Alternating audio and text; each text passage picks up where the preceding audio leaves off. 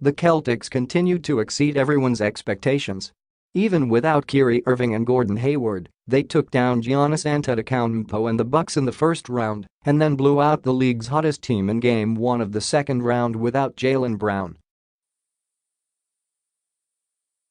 Brad Stevens deserves a lot of credit for their success, as does Al Horford, who has led the way for the banged-up Celtics.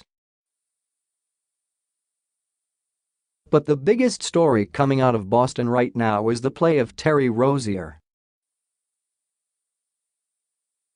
After scoring 26 points in Game 7 against the Bucks, Rozier finished Game 1 against the 76ers with 29 points, 8 rebounds, 6 assists and 2 steals, doing so on 11 for 18 shooting from the field and 7 for 9 shooting from the perimeter. Coupled with how he performed down the stretch of the regular season as Irving's replacement in the starting lineup, Rozier's emergence in these playoffs is going to give the Celtics a lot to think about in the offseason. Fortunately for the Celtics, time is on their side when it comes to making a decision about Rozier's future. The 16th pick in the 2015 NBA draft, Rozier still has one more year remaining on his contract before he becomes a restricted free agent, although he will be eligible for an extension this offseason. Based on Irving's injury history, bringing him back next season as the backup point guard makes a lot of sense, especially now that he has proven to be capable of filling in for Irving when needed.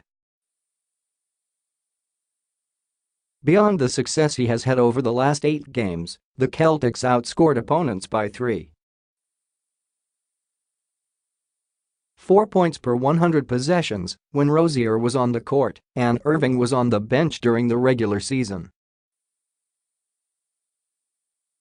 It wasn't a huge margin, but surviving those minutes was a victory. It helps that Rozier can share the court with Irving too.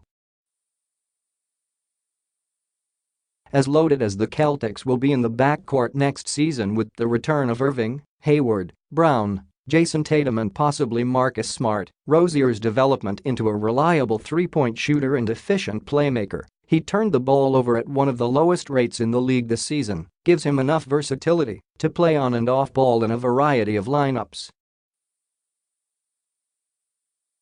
Nonetheless, the argument for trading Rozier gets more interesting as the playoffs progress. It's no secret that Rozier sees himself leading a team one day, telling NBC Sports Boston as recently as this season that he wants to be a starter in the NBA and sees himself being one sometime in the near future. With Irving expected to make a full recovery from knee surgery by the start of training camp, however, Rozier will almost certainly return to his backup point guard role next season, even if he somehow carries the Celtics to the Eastern Conference Finals. While that would give the Celtics the depth they need to be title contenders, there is risk involved.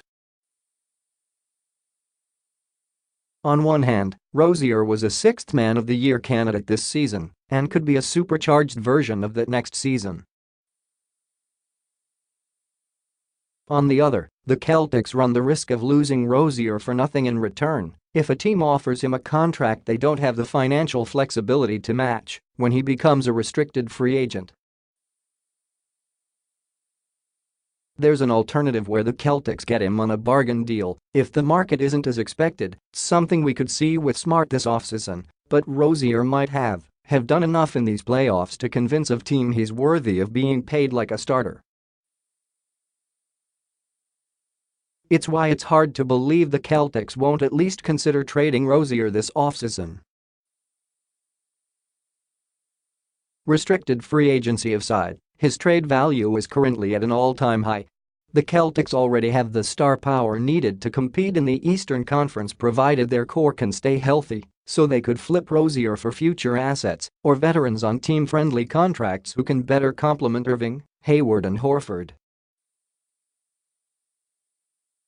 The Celtics could also include Rozier in a trade for another star, such as Kawhi Leonard, who is going to be on a number of wish lists in the offseason if the Spurs do make him available.